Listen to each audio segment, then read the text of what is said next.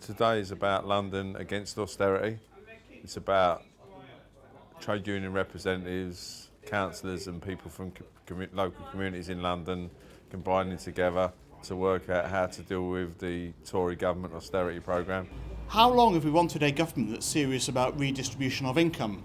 And finally we've got one. It's the wrong way. I mean, the idea that you can fund big inheritance tax cuts on people with very, very expensive estates on the backs of taking money away from the disabled, the working poor, people with mental health conditions and a whole range of other stuff, is frankly pretty appalling. The Tories won an economic argument over the last few years about the necessity of cuts, about the inevitability of austerity. Austerity is planned poverty in order to pay for the bailout of the bankers. There's nothing inevitable about it, it's planned. The cuts that we're going to see as a result of that big swing against the left, I think are going to be awful and dire. We're looking at another tens of millions of pounds taken away from councils, incredible, swinging, appalling cuts to people's social security that we'll see working people hit, we'll see unemployed hit, we'll see disabled people hit. My strong belief is that this is a smokescreen for doing away with the welfare state. United we win and divided we fall, and that is the reality of it. So I want the conversation to be about today is what we can do, both as councillors and campaigners and others, to stay united over the next few difficult years. It's also paradoxically an opportunity to educate people, to say, look, this is what's going on. But if we just go round and there are Labour councils that are trying to do the right things and we just blame it on them, then the Tories are going to get away with it scot-free. Meetings like this have to be the start of us trying to win that argument and trying to make the case that actually what we need is economics based on growth, economics based on people, economics based on protecting communities, rather than just on hitting the most vulnerable in order to pay for big inheritance tax cuts for those at the top, which is what Osborne is clearly all about. When people talk about Labour overspending, on what? Overspending on what? Overspending on the NHS? On the elderly, on the disabled, on youth. That's the argument that has to be had. What happened during the election was, unfortunately, people who should have been voting Labour and progressively voted Tory because they didn't believe that Labour had a credible alternative on the economy. I think that was a major question. Every time there was a Tory on Radio 4, it didn't matter what portfolio they had, it didn't matter whether they were dealing with education, social services, economics, it didn't matter. Every interview that they had, they actually said, we inherited an economic crisis from Labour and we've got to put it right.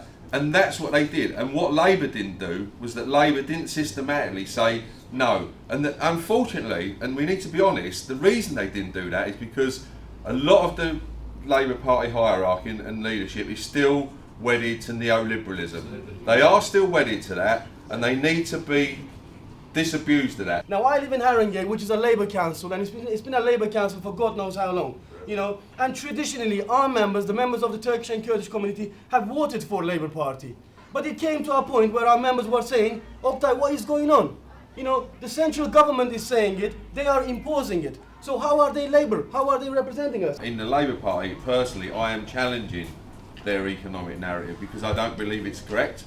Because I don't believe that you can get cover by saying, well, actually, it's the government that's doing it. We're having to implement it. We're okay. If you're not simultaneously arguing with central government that things need to change. As far as my members in Unite are concerned, the people fighting the cuts, to be perfectly frank and perfectly brutal with you, are not Labour councillors in majority Labour councils.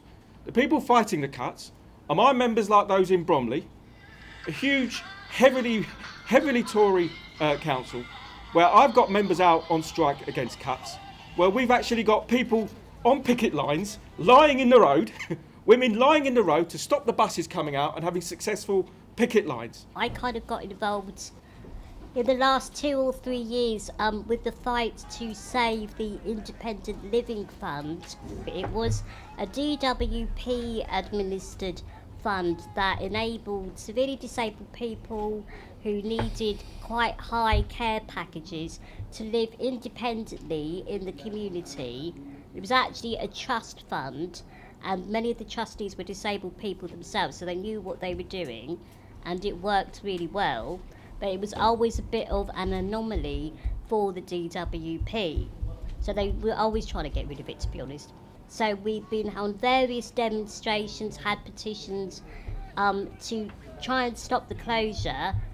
In Wales and Northern Ireland and Scotland, they have agreed to keep the Independent Living Fund. So it's very much about Westminster, their policies, their ideology. We have been able to work together opposing academies, opposing free schools, and in fact I was particularly pleased, and some of you may have heard it, we actually managed to force a very hard-nosed employer in a free school to recognise the union after strike action. One of the teachers who was involved in that, what I think is a heroic strike, is sitting there now, and we had right from the start the support of Islington councillors. Joe Kaleri is the Education Cabinet member, wrote us a letter right at the beginning saying we support your members taking strike action, and I think that's fantastic, and I think that is the basis for the sort of unity that Richard says we need, and I think I completely agree with him. Unity is strength and division is weakness. The Academy opened in 2013. We started the job in good faith without any contracts. The contracts arrived in November and we had been asking for them weekly. When they arrived, long story short, they were 0-hour contracts with 3 weeks sick pay and statutory maternity leave. So that's very far off from the national terms and conditions in sixth form schools. We all joined the NUT and we were balloted for strike action. Meanwhile, the school constantly, categorically refused to recognise the union, and the chair of governors was interviewed saying, we're a free school, we can do what we want. In December, we said, you have to sign the contracts or there'll be legal consequences. We were threatened with. So we signed it under duress, and then in January, we notified, the NUT notified the school of the strike action. Then the strike action took place. Week 1, 1 day, week 2, 2 days, week 3, 3 days. It was in week 1 was suspended because the principal agreed on recognition, which he then took back. Week 2 strike action was the one that you all know about, and we were in the on the BBC London News. Had a fantastic picket, were inundated with support. 2 days after, they said we could have our union recognition, more or less, and agreed to meet with the NUT. At the time when I was dismissed, our hospital, Whipps Cross Hospital, had just merged with Barts in the London, in East London and Newham, to become the biggest acute NHS trust in the country. Within 6 days of me having spoken to the council, Waltham Forest Council Health and Scrutiny Committee, about cuts to our well-regarded stroke service within the hospital. So the allegations against me at that time were that I brought the trust into disrepute by providing inaccurate information to the scrutiny committee, and though they never told me what was inaccurate, and that I had spoken to members and staff about an upcoming consultation that affected their jobs a few days before the official launch of the consultation. It was very, very clear from the proceedings of the tribunal, the evidence, but also from the observations and comments of the judge and the discussions between the judge and the barristers, that I had been dismissed from my fact that I was an activist in a trade union, and also for the fact that I spoke out. But the fact that I was reinstated is actually quite significant, because my legal team told me that out of 40,000 tribunal cases in a year, about 5 to 10 actually achieve reinstatement. How did we win this campaign in terms of my reinstatement? And it was a combination of the community campaigns, the community health campaigns that already existed fighting to defend a health service, joining with the staff and union reps and branches involved, a widespread concern throughout the trade union movement, and also following the representation route in terms of disciplinary and the legal route in terms of the tribunal. We need to unite all these campaigns. Now, you look at all the developments that have happened in London, the Olympics up in Stratford, you look at the developments that are going on in former Olympia in Earls Court, you look at the council housing being smashed down in Elephant and Castle, we've had recently up in Hoxton, and you had the E15 mothers. housing is the campaign in London that I think can unite a cross-section of people, whether they're the private sector or former council housing. And now, with the Tory government attacking housing associations, this is a strong agenda. We've now been hit with the disastrous extension of right to buy that will see councils like mine forced to sell off our much needed social housing stock. We've got over 13,000 people on our housing waiting list. They're trying to force people out of housing, but there's a second agenda. The second agenda is this: if they push people out of the marginal areas, they'll be able to find it easier to get Conservative majorities in London, in England. They know in the traditional metropolitan areas, they mainly have council tenants and they mainly vote Labour. If you're a renter, say you're a high earning renter, you earn 60, 70k, you could possibly afford at the most a shabby one-bedroom flat in Islington. On top of this, what you would be doing, apart from paying several grand in deposit and rent up front, you being subjected to reference checks. The landlord is allowed to check you, but you're not allowed to check them. It's like Tale of Two Cities in Islington. You've got the super rich living cheek by jowl with the extremely poor people.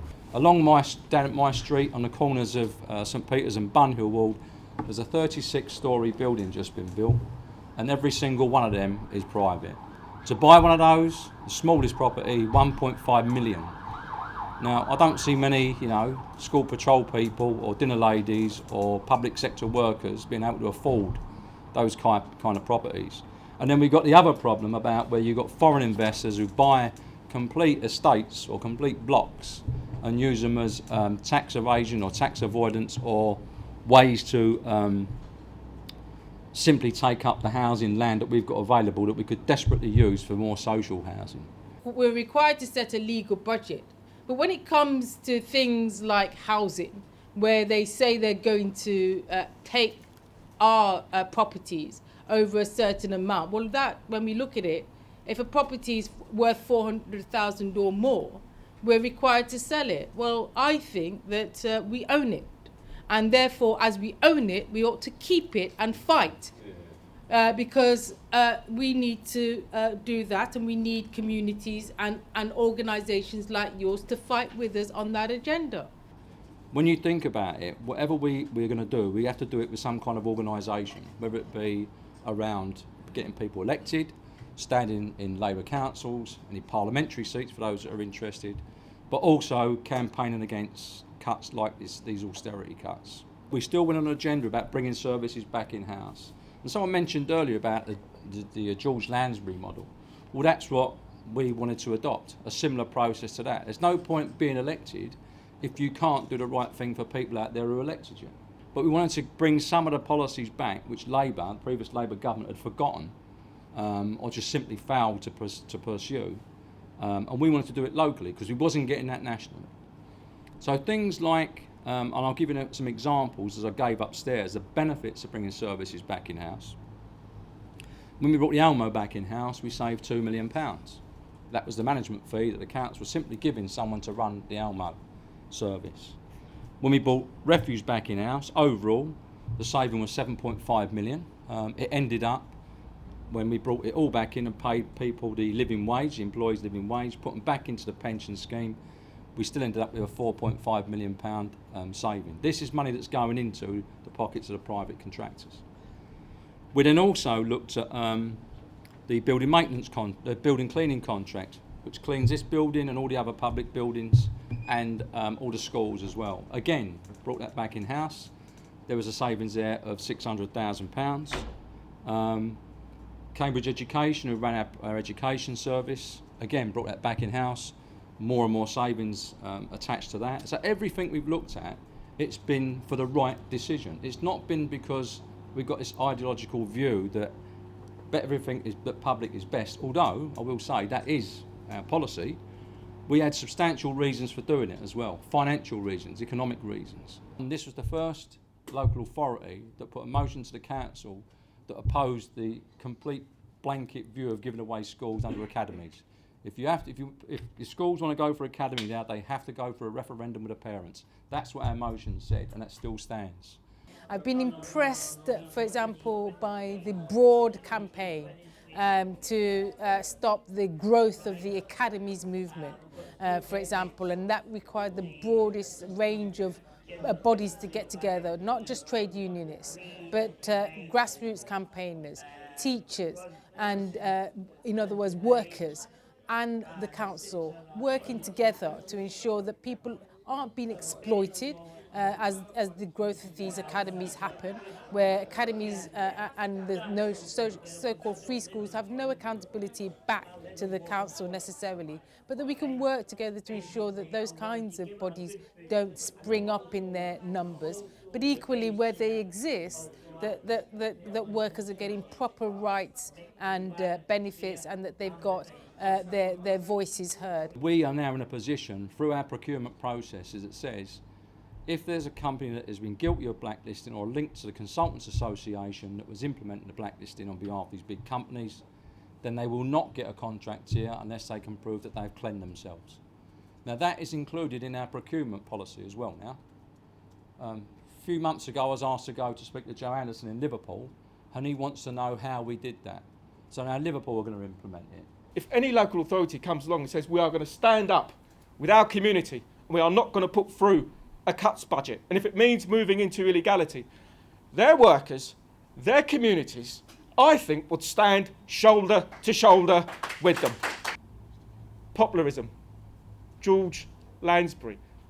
I think the quote, I think the slogan, as far as illegality is concerned, is that it is better to break the law than to break the poor. What happens if a council like mine tries to set an illegal budget?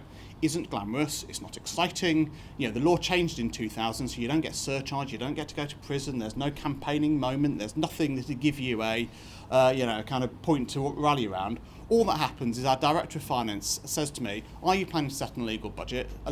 I say no, and he signs a bit of paper called a Section 151 agreement that means he just gets to set our budget for us. Well, we need to campaign, we need to make a point. I'm not going to do that at the expense of the council just running out of money, not being able to pay our staff, not being able to pay for the food for people in our care, and a whole range of other stuff. So, I think, and let's have a look at what the politics of that is, because I think very strongly, the vast majority of people looking at a council taking that kind of approach will dismiss it as grandstanding and dismiss it as ridiculous nonsense. If we want to stay in control and do what we can do, the things that I explained, the things that Claudia's explained, we need to be in there and we need to be in power. It's no good leading to a situation whereby the 151 officer, the finance officer in the council takes it over and starts doing it all. That's not what we got elected for. If you want an example of where we're going to end up if we don't make a stand now, and if Labour councillors who are in control don't make a stand now, then look at what's happening in Bromley. We've got a local authority that wants to reduce its staff from 4,000 staff down to around 300. We've got a local authority that is privatising every single service that it can get away with. And we've got a local authority that is attacking the trade unions, that is attacking my trade union, where our branch secretary, along with the Unison branch secretary, have been told your facility time is being cut completely. It's all very well as having meetings like this in boroughs like Islington when the argument has been fought, and in many communities the argument has been won. We need to look at where the argument hasn't been won. We need to go out to the places like Harrow, we need to go out to the places like Croydon, we need to look across our city and across our country at who is it who isn't winning the argument, and who is it who isn't kind of getting the fact that the economic agenda of this government is disastrous, but it's not inevitable, and it is a political choice that they are making to hit the most vulnerable, to give their mates a break. That people are able to come together today in this broad coalition to discuss, debate, look at what's worked, look at where we can go together. And I think today, in terms of having that debate, that discussion, has been really successful in bringing together hearts and minds over this issue to try to find a way forward to build that broad movement. I think keeping on having the conversation is absolutely vital, and if we can leave meetings like this saying, We don't always have to agree, but we can always end up working together where we do agree, and we can find a platform to unite around. I think we'll all be in a much, much better place, because we have shown on a whole range of stuff we've talked about that where we work together we win, but where we don't work together we lose. But often we are operating in silos, and we need to develop the broadest movement to bring about the change that we want to see. And that means, therefore, what I'm saying is that some of that broadest movement means working with those that we call the bureaucrats, those public authorities that we often see as the enemy. And I'm saying to you that you have people like me elected in those authorities, in those councils that have opened the doors and saying, come in and campaign and work with us, make us accountable and keep us to account. We talked about opposing academies. We talked about the huge problems with housing, particularly a London issue, whether it's the private sector, whether it's housing association or council housing. Huge problem, and it's really coming to a head, and there are groups growing all over the place. Hopefully we can play our little bit in uniting them, and hopefully also we're going to help bring councils round to the best position, the best action that they can take. But we encourage other people to have exactly the same big conversation in their own boroughs, with their own people, because that's the only way that these issues are going to be resolved.